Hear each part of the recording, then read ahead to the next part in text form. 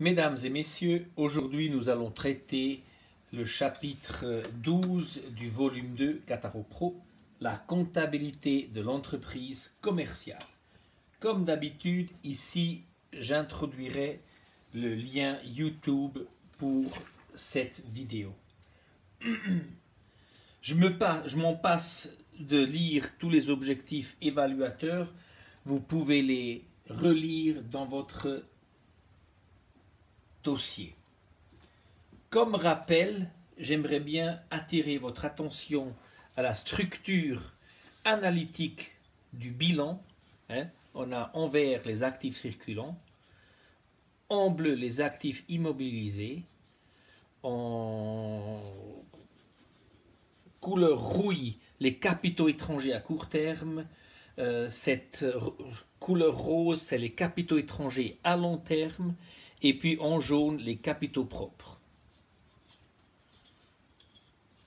Et une entreprise est un système ouvert sur les marchés, elle y échange des biens ou des services.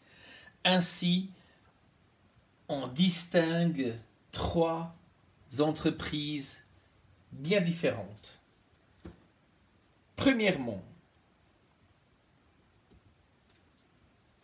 l'entreprise industrielle. Elles achètent à des fournisseurs des matières premières, puis elles les traitent, ou des produits semi-finis qu'elles revendront après transformation en produits finis. Exemple, une fabrique de meubles, une horlogerie, aciérie, usine de plats cuisinés surgelés. Et les matières premières de la fabrique de meubles, ça serait le bois. Eh bien, les matières premières pour l'horlogerie, ça serait le métal, ou bien pour les plats cuisinés, ça serait les haricots, les carottes, etc., qui après sont traités. Une entreprise de service, elle commercialise des prestations de service. Ce n'est pas vraiment des produits qu'on peut toucher. C'est une entreprise fiduciaire, un cabinet d'ingénieurs conseils, un centre de formation, avocats, physiothérapeutes, etc. Et maintenant, ce qu'on va regarder aujourd'hui en particulier en détail, c'est les entreprises commerciales qui achètent à des fournisseurs des marchandises qu'elles revendent sans transformation à des clients. Un exemple, une boutique de vêtements, une librairie, un magasin multimédia. Ce qui distingue essentiellement les entreprises commerciales, industrielles des entreprises de services, c'est la gestion des stocks. Retenez ça, il faut gérer les stocks. C'est très important. Donc, le tableau ci-dessous nous donne à titre d'exemple et ne représente pas une vue représentative de toutes les entreprises des secteurs différents.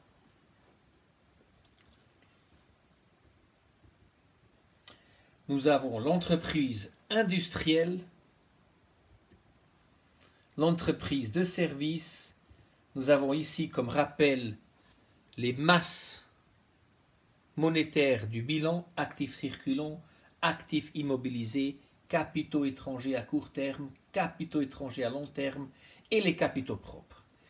Et last but not least, l'entreprise commerciale qui a une grande partie d'actifs circulants qui en effet, souvent, une bonne partie de cette surface verte, ça représente des stocks.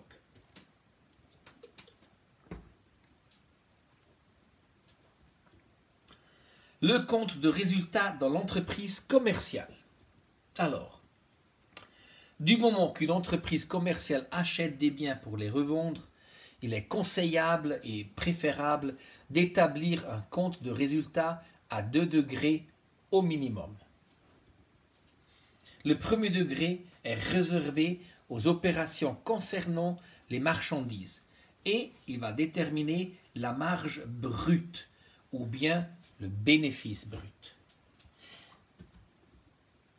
Le deuxième degré contient toutes les autres charges et produits d'exploitation et fait apparaître le résultat net d'exploitation.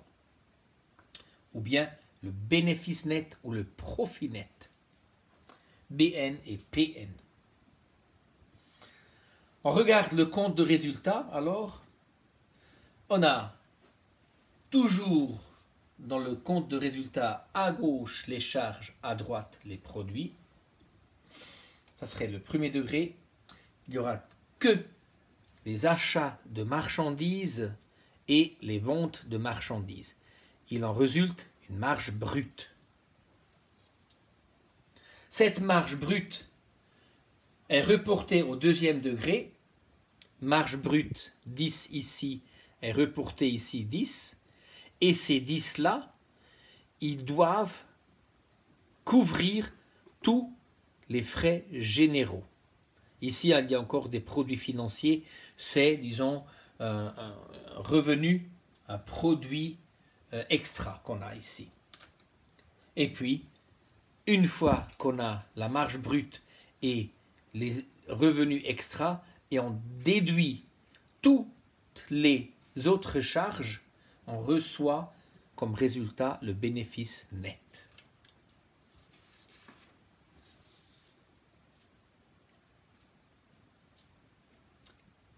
On s'adresse aux principaux comptes des marchandises. Alors, le stock de marchandises. J'ai déjà dit, ce compte d'actifs circulants indique la valeur du stock en début et en fin d'exercice après avoir fait un inventaire des stocks. Ce compte, attention, c'est important, ce compte n'enregistre aucun mouvement durant l'exercice comptable. La différence entre le solde initial et le solde final représente la variation des stocks. Celle-ci est virée dans le compte variation de stock à la clôture.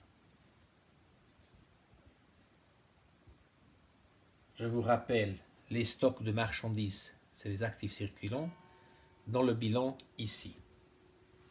Et le stock de marchandises, le petit compte, du débit ça augmente, du crédit ça diminue, il y a un solde à nouveau, et puis au débit, il y aura l'augmentation des stocks, AS, ou bien DS, diminution du stock, et puis le solde est reporté, solde pour bilan. Et quand on rouvre de nouveau le compte, il y a un solde à nouveau, de nouveau. Deuxième principal compte, achat de marchandises. Au débit de ce compte de charge s'enregistrent les marchandises achetées au comptant ou au crédit auprès des fournisseurs. Au crédit de ce compte se trouvent tous les retours de marchandises aux fournisseurs, par exemple en cas de non-conformité. Achat de marchandises, du débit ça augmente, du crédit ça diminue et le solde est viré au compte de résultat au premier degré.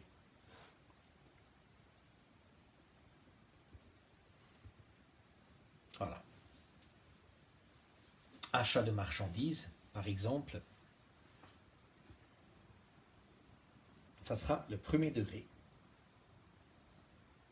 Puis, très important, la variation de stock. Ce compte de gestion est lié au compte stock de marchandises en fin d'exercice. Il enregistre au débit l'augmentation des charges lorsque le stock diminue et au crédit la diminution des charges lorsque le stock augmente. Très important. Donc, diminution du stock du côté débit, augmentation des stocks côté crédit. Et ce qui est important à retenir, c'est que ce compte variation de stock, c'est en fait un compte qui ressort du chapitre 4, charges de marchandises et de services. Variation de stock. Donc si le stock diminue, les charges des achats des produits vendus augmentent.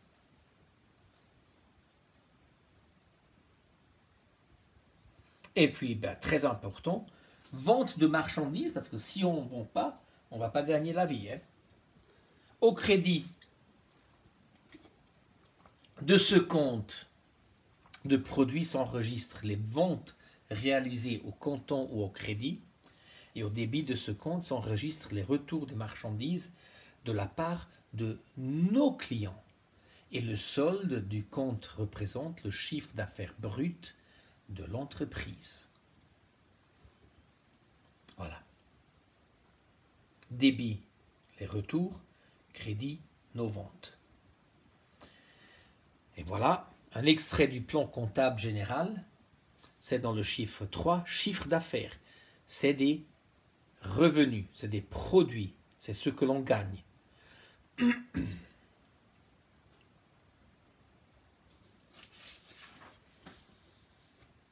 On regarde en détail la comptabilisation de la variation des stocks. Premier exemple, diminution du stock. Donc, notre entrepôt, notre stock diminue. Nous avons un solde à nouveau dans le stock des marchandises de 100. À la fin de la période, on n'en a que 80.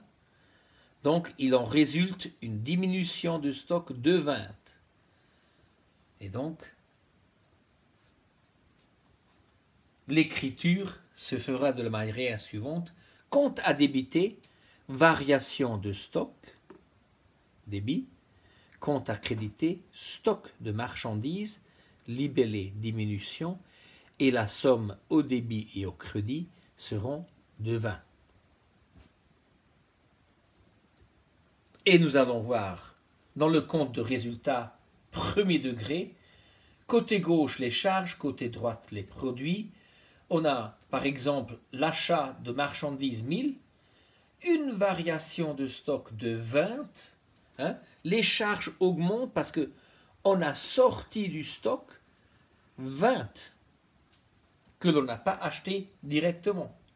Et puis, les ventes de marchandises, par exemple de 1000, ça nous donne une marge brute de 980 et le compte de résultat sera égalisé. Et cette marge brute sera reportée au deuxième degré. Je vous laisse une minute ou quelques secondes pour que vous puissiez voir ça.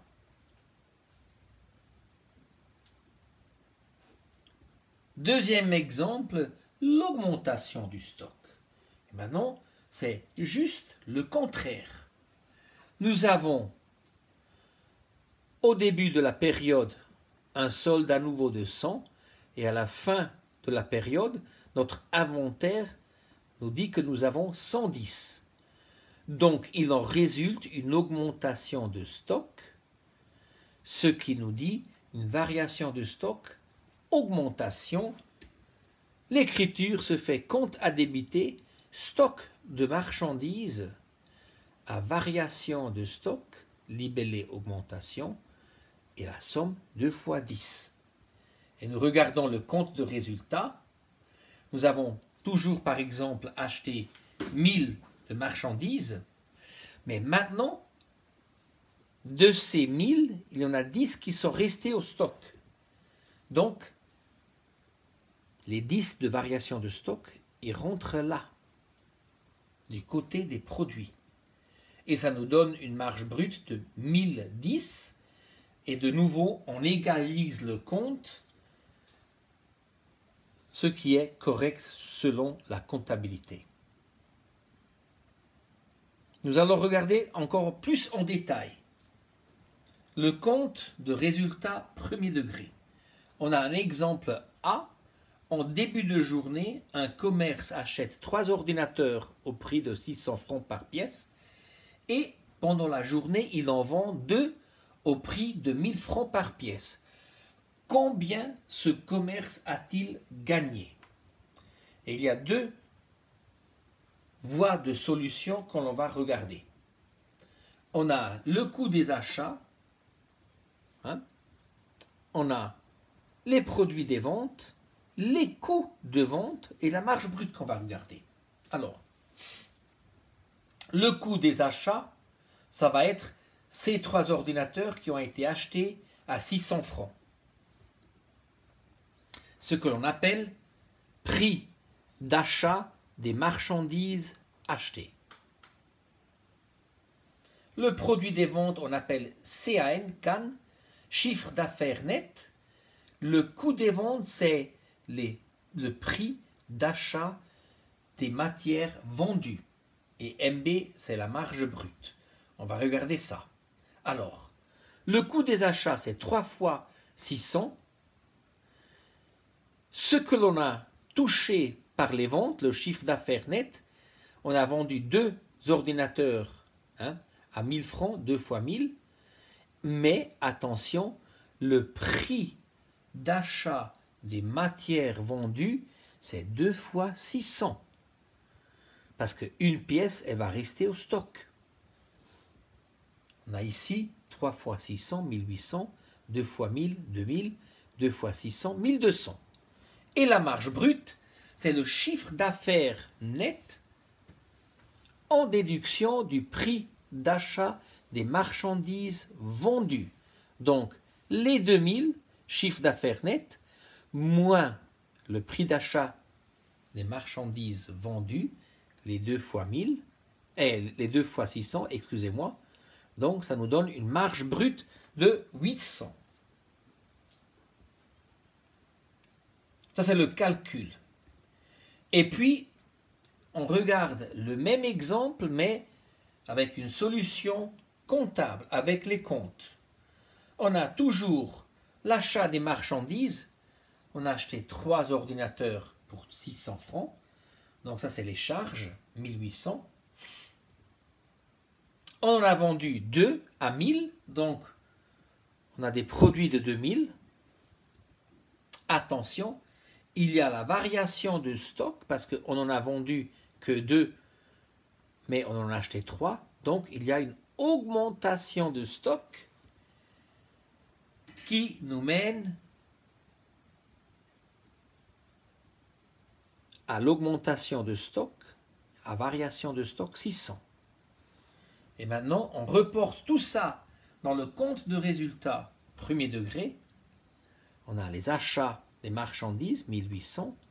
On a la vente des marchandises, 2000. Et puis, on a mis un ordinateur en stock. Donc, les charges diminuent. Ça fait 600. Et la marge brute, ça nous donne de nouveau 800.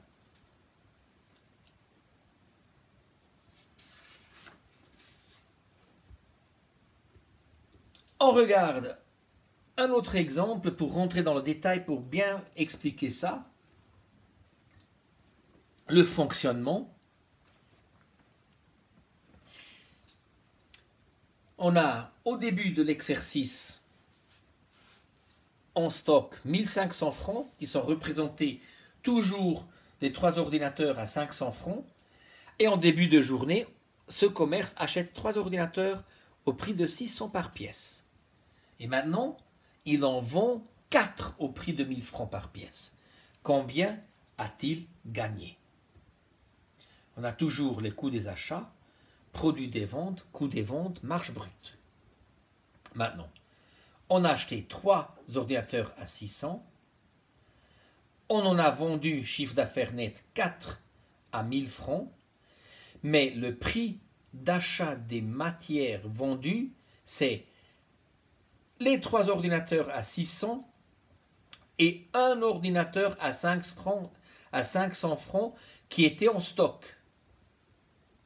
On a ici le résultat, 1800 d'achats, 4 fois 1000 de produits de revenus, 1800 et 500, ça fait 2300. Et donc, le chiffre d'affaires net, minus le prix d'achat des matières vendues, 2300, ça nous donne une marge brute de 2700 francs. Pardon, de 1700 francs. On regarde la même chose avec la forme de comptabilisation. Nous avons les achats de marchandises, 3 ordinateurs à 600. On en a vendu 4 à 1000 francs, donc des produits de 4000.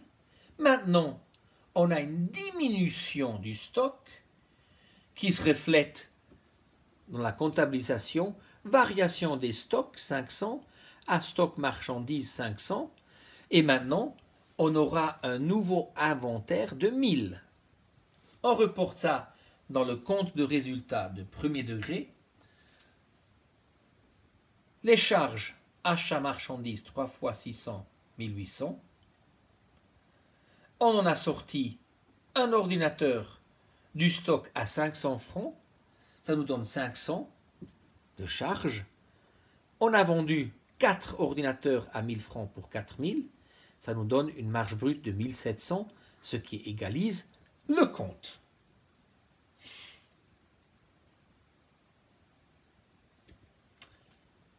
J'aimerais bien à ce point-là attirer votre attention à un sujet qui s'appelle la chaîne de valeur. Vous vous souvenez, j'utilise cette image souvent, c'est le input qui est transformé dans l'entreprise et après qui est ressorti en output. Le input, ça représente tout ce que nos fournisseurs nous fournissent, donc qui représentent des charges, des dépenses, des frais ou des coûts. Et le output, c'est nos produits, les revenus ou bien le chiffre d'affaires. Tout bref, les ventes doivent être plus grands que les achats. Et ce qui est représenté ici dans le compte de résultat, les produits doivent être plus grands que les charges. Et cette petite surface jaune, ça serait le bénéfice. Et ici, dans cette direction-là, on a la chaîne de valeur. Ça peut être des matières premières, des produits semi-finis, ça peut être également des salaires ou des loyers, etc. J'aimerais bien que vous reteniez cette image. Or, on va regarder d'autres comptes relatifs aux charges d'achat de marchandises. Il y a les déductions obtenues. Ça enregistre au crédit les rabais, les remises et les escomptes obtenus de la part de nos fournisseurs. Et cela va réduire le montant des achats des marchandises. C'est donc un compte qui diminue nos charges. Très important. Voilà, vous avez le compte, les rabais obtenus, les remises et les escomptes. Et le solde est viré au compte de résultat premier degré. Ici, vous avez un extrait du plan comptable, achat des marchandises, déduction obtenue. Nous sommes ici du côté achat, charge. Ça, c'est les fournisseurs qui nous accordent des déductions.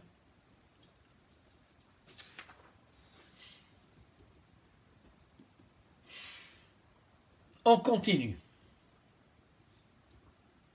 Les frais d'achat, cela enregistre au débit les droits de douane, les frais de transport et d'assurance des marchandises achetées.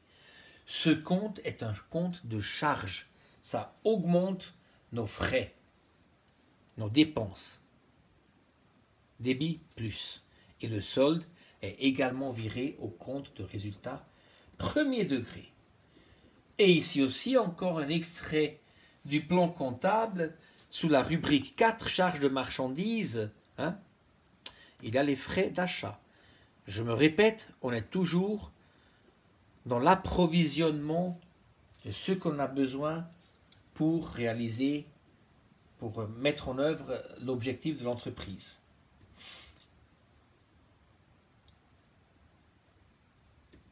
Alors, après, on regarde les comptes qui sont relatifs aux produits de vente de marchandises. Les déductions accordées, maintenant c'est nous qui sommes fournisseurs et ces déductions-là, c'est nous qui les accordons à nos clients. Cela enregistre donc au débit les rabais, les remises, les escomptes accordés à nos clients sur nos ventes de marchandises. Et ces déductions-là réduisent notre chiffre d'affaires résultant de vente. Puis il y a les frais de vente, ça enregistre au débit les frais d'expédition et d'emballage des marchandises vendues à nos clients qui sont à notre charge. Et ces frais-là diminuent notre chiffre d'affaires. Frais des ventes et le solde est viré au compte de résultat. Extrait du plan comptable sous la rubrique Toi, vente de marchandises, déduction accordée, frais de vente. Et maintenant, c'est ici, en direction de nos clients, c'est nos produits. On est dans le output. Alors, on continue sur les comptes relatifs aux ventes. Les prestations propres. Ça enregistre au crédit les prélèvements de marchandises effectués par le propriétaire pour son usage personnel.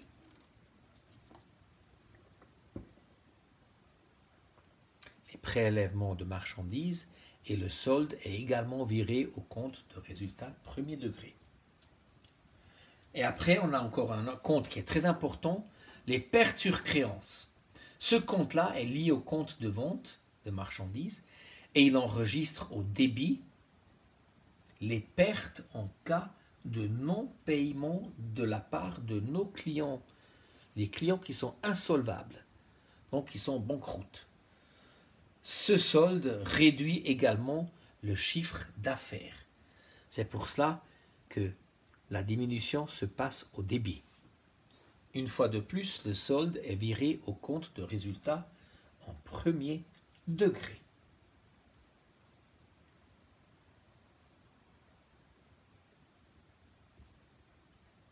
Voilà, nous nous trouvons encore du côté output face à nos clients.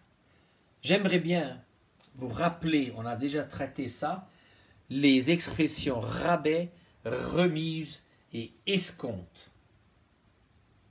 Alors, rabais. Ah, pardon. Ici encore, la chaîne de valeur. Et les rabais, les remises et les escomptes, ils peuvent se passer ici du côté approvisionnement, donc qui réduisent nos frais, nos dépenses, nos charges, et de l'autre côté, c'est nous qui les accordons à nos clients et donc ça va réduire nos revenus, nos produits. Alors, rabais, ce sont des réductions quand des marchandises sont défectueuses.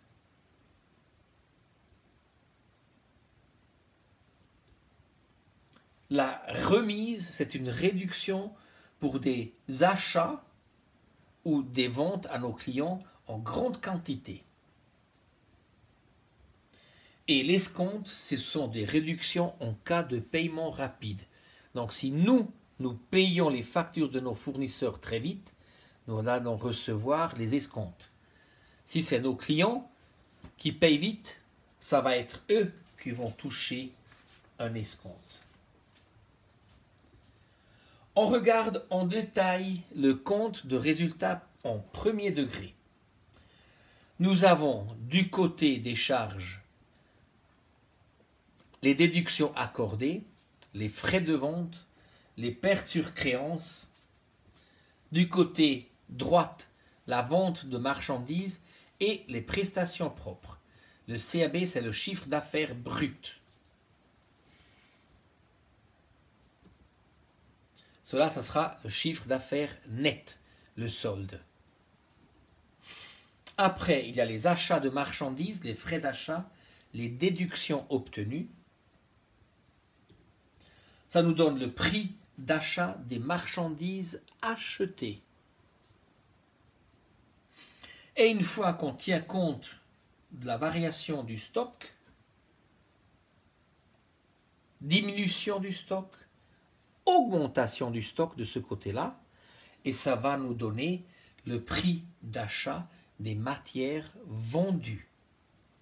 Et puis, tout en bas, ça nous donnera la marge brute.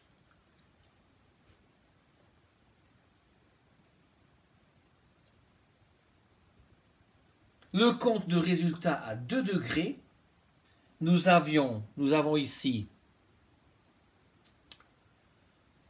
les ventes de marchandises, les déductions qu'on a accordées, les frais, les pertes sur créance, ça nous donne le chiffre d'affaires net. Les achats de marchandises, les frais d'achat, ça nous donne le prix d'achat des marchandises achetées. Et une fois qu'on a considéré une augmentation de stock dans cet exemple-là, une augmentation, ça nous donnera le prix d'achat des matières vendues. Et de nouveau, ça nous donne en résultat la marge brute qui est reportée après ici au 2e degré où l'on déduit toutes les autres charges d'exploitation qui après nous mènent au bénéfice net.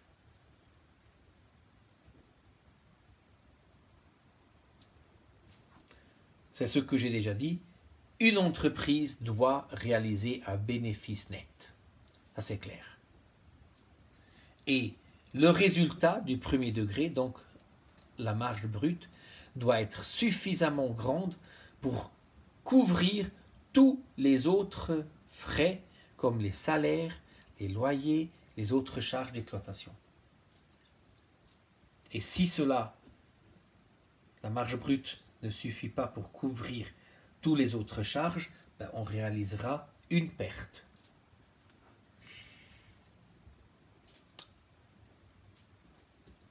On regarde ça encore une fois un petit peu en détail d'une autre manière pour bien mémoriser. Je vous laisse un moment pour réfléchir, pour vous trouver dans ce nouvel schéma. Alors, nous avons le chiffre d'affaires net, ça sera les 14 600 de chiffre d'affaires brut, moins les 310 déductions accordées, moins les 400 frais de vente, moins 700 pertes sur créance, ça va nous donner 13 190. Le prix d'achat des marchandises achetées, c'est les 19 600, plus les 300 des frais d'achat, moins les 390 déductions obtenues, ce qu'on a obtenu, et ça va nous donner 19 510. Prix d'achat des matières vendues, on est toujours ici. La différence entre pram A et pram V, c'est tout simplement la variation du stock, soit une augmentation, soit une diminution. Donc on a 19 510 qu'on avait ici, moins les 13 000, l'augmentation du stock, ça nous donne 6 510 de prix d'achat des marchandises vendues, pram V. La marge brute, c'est le chiffre d'affaires net moins le prix d'achat des matières vendues. Chiffre d'affaires égale vente. Donc 13 190 moins 6 510 égale à 6 680. Et le bénéfice net, c'est la marge brute, les 6 680, moins les 4 000 des autres charges. Voilà. Et vous avez ici les 2 680.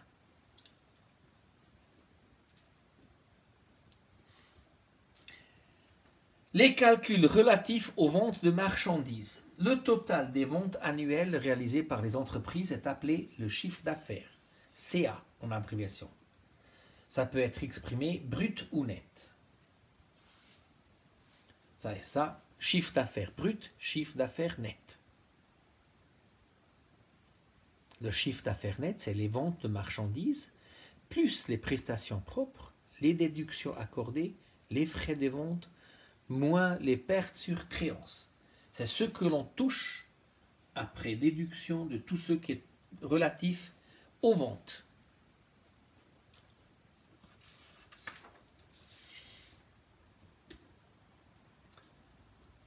Le prix de revient d'achat des marchandises achetées, le PRAMA, prix de revient d'achat des marchandises achetées, correspond au coût d'achat des marchandises achetées. Donc c'est les achats de marchandises, plus les frais d'achat, moins les déductions obtenues. Et le prix de revient d'achat des marchandises vendues, le PRAMV, correspond au coût réel des achats que l'entreprise a dû effectuer pour réaliser son chiffre d'affaires. Donc le PRAMV, c'est le PRAMA plus diminution de stock ou, dans un autre cas, en déduction de l'augmentation du stock. Jusqu'à présent, on a regardé ça du côté comptable, de la comptabilité. Maintenant, on regarde l'échelle de prix. Et je vous rappelle, la chaîne de valeur, elle va de la gauche à la droite. Les achats, jusqu'au prix d'achat net. Hein?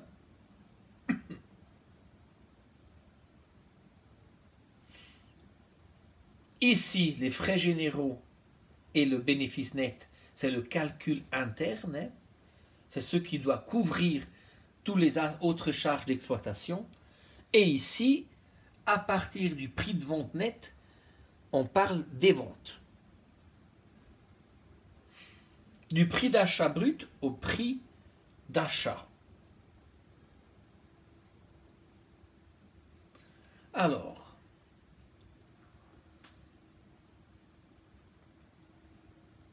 nous avons le prix d'achat brut chez un fournisseur, le PAB de 1400 francs. Il nous accorde un rabais de 8%. 8% de 1400, c'est 112. Ça nous donne 1288 francs.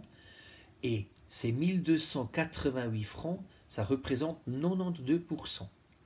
Mais pour continuer et déduire l'escompte, il faut mettre ces 1288 francs égaux à 100% moins un escompte de 5% qui fait 64 francs 40, ce qui nous amène à 95% et 1223 francs 60.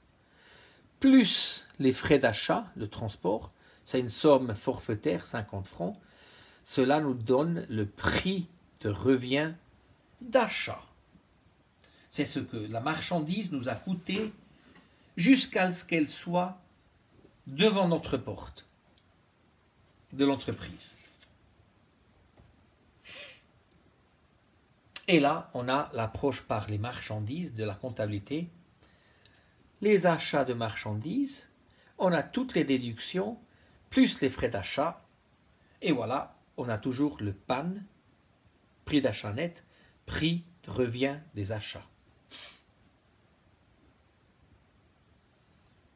Du prix de revient des achats au prix de vente net, on se trouve dans ces trois colonnes-là.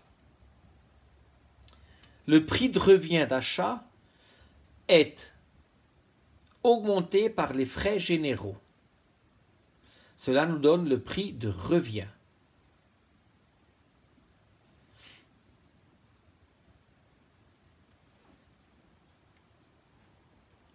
Et pour toucher ou pour arriver au prix de vente net, il faut rajouter le bénéfice net.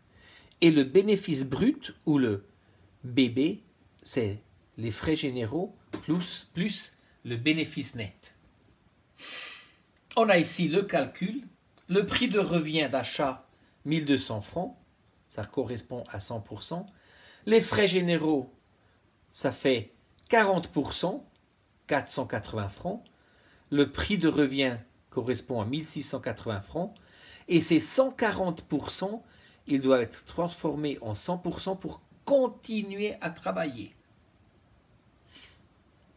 Et le bénéfice net, on va rajouter les 1344 francs, 80%, ce qui nous ramène à 145 80%.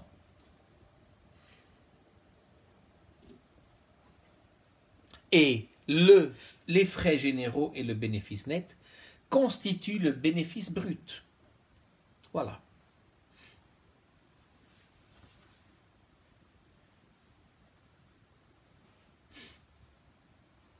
C'est le bénéfice brut, c'est le frais généraux et le bénéfice net. C'est donc les 1344 plus 480, ça nous donne 1824. Et ici, on a 100% plus 152% égale à 252%. Et l'approche par les marchandises, c'est le chiffre d'affaires net, 3024. On a le prix de revient d'achat, 1200. La marge brute, c'est 1824 francs. Voilà, 1824. 1300. Et on a bénéfice net de 1344 francs qui est également démontré ici.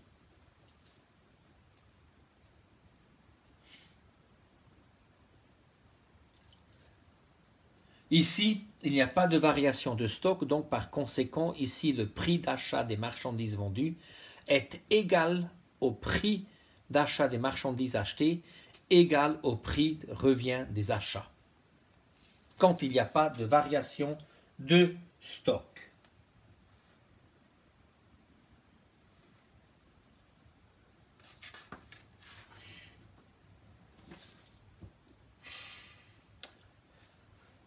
Donc, le bénéfice brut, c'est égal au prix de vente net, moins le prix de revient d'achat, ou bien le bénéfice brut, c'est les frais généraux et le bénéfice net. Du prix de vente net au prix de vente brut. Voilà. Là, on est dans les 3 dernières colonnes du côté output vente. Nous avons le prix de vente net de 800 francs qui correspond à 98% parce qu'il y a les 2% qui ont été déduites. Donc les 100% sont 816 francs 35. Et si on accorde à nos clients 5% de rabais, ces 100%-là doivent être mis à l'égalité de 95% pour continuer le calcul. Et les 5% nous rajoutent les 42 francs 95 qui nous donne un prix de vente brut de 859 francs 30.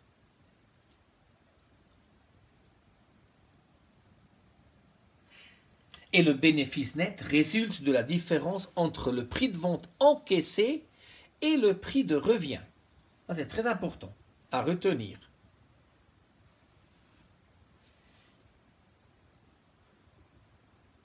Et l'approche par les marchandises ou par la comptabilité, c'est le chiffre d'affaires brut, 859 francs 30, les déductions accordées, les 59 30, donc 42, 95 et 16. Et voilà. Alors, vous avez vu, ça représente quand même beaucoup de calculs. Dans la pratique, on utilise souvent un nombre clé. C'est, disons, une abréviation pour passer directement du prix de vente brut ou bien pour toucher le prix d'achat brut directement sans passer par tous les calculs. Donc, c'est soit directement d'ici à ici ou bien vice-versa du prix d'achat brut au prix de vente brut. Si on prend l'exemple, si le prix d'achat net d'un article est de 200 francs, si les frais d'achat représentent 10% du prix d'achat net, et si le bénéfice brut représente 25% du prix de revient d'achat, ça nous donnera 7 calculations, prix d'achat net 200 francs, plus les frais d'achat 20, ça correspond à 10%. Le prix de revient d'achat, 220 francs. Le bénéfice brut, 55 égale à 25%. Le prix de vente net, 275 francs, qui correspond à 125%.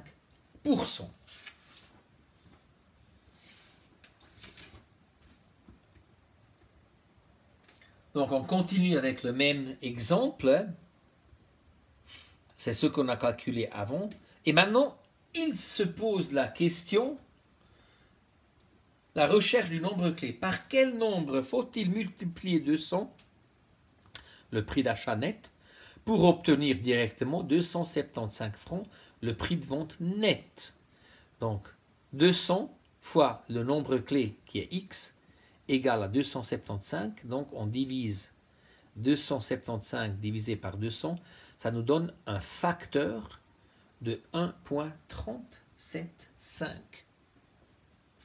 que l'on pourrait multiplier les 200 pour obtenir les 275.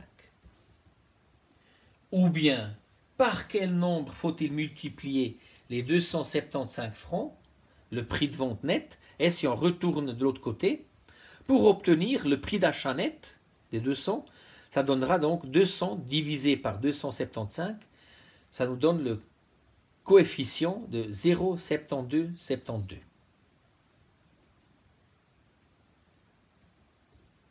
Les travaux à faire. Lisez la théorie du chapitre 12. Il faut résoudre tous les exercices. Regardez ma vidéo YouTube au minimum 2 fois. Et en plus, je vous ai donné un lien ici pour une vidéo additionnelle qui vous démontre aussi de manière bien logique, mais par une autre personne, tous ces calculs. Je vous remercie de votre attention.